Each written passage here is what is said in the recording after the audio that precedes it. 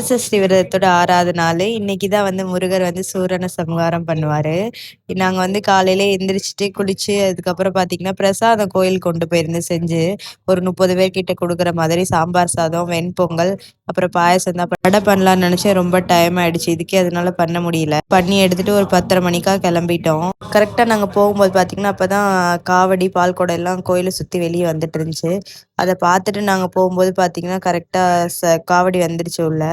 கரெக்ட்டா காவடி கூட உள்ள போயிட்டு, அதுக்கப்புறம் மேல போய் சாமிய மேல பார்த்தீங்கன்னா, செம்ம கூட்டமா இருந்துச்சு. அப்பதான் அபிஷேகம் நடந்துட்டு இருந்துச்சு முருகருக்கு. அபிஷேகம் பார்த்துட்டு, அதுக்கப்புறம் பார்த்தீங்கன்னா, அலங்காரம் பண்ணி ஆரத்தி காட்டுற வரைக்கும் நிக்க முடியல. ரொம்ப கூட்டமா இருந்துச்சுங்க. பாப்பா வேற வச்சுட்டு இருந்தோமா, ரொம்ப இடிச்சிட்டு இருந்தாங்க. பாப்பா அப்புறம் அழுக ஆரம்பிச்சுருவாளேன்னு நாங்க சீக்கிரமாவே வந்துட்டோம். கீழேயும் முருகர் வச்சிருந்தாங்க ஹால்ல. இங்க வந்து அர்ச்சனை அங்க தான் பண்ண வேண்டியது இருந்துச்சு. அப்புறம் அங்கேயும் நல்லா சாமி கும்பிட்டு அர்ச்சனை பண்ணிட்டு, நான் கொண்டு வந்த பிரசாதம் எல்லாம் அதுக்கப்புறம் குடுக்க ஆரம்பிச்சுட்டேன். ஏன்னா வந்து 1:50க்கெல்லாம் நான் யோகா ஸ்கூல்ல இருக்கணும். யோகா ஸ்கூல் வந்து 1:50க்கு கேட் ஓப்பன் ஆயிரும். யோகா ஸ்கூலுக்கு அனுப்பிட்டு பாப்பா மட்டும் தான் கூட்டிட்டு வந்தேன். 1 மணிக்கெல்லாம் எல்லா சாப்பாடும் குடுத்து முடிச்சாச்சு. அப்புறம் கோயில்ல குடுக்குற சாப்பாடு குடுக்க ஆரம்பிச்சாங்க. அதுக்கப்புறம் அதையும் நான் நான் தான் சாப்பிட மாட்டேன் இல்லையா? அத்தை, மாமா சாப்பிடுறதுக்காக வாங்கிட்டு, யோகாக்காக ஒரு பிளேட் வாங்கிட்டு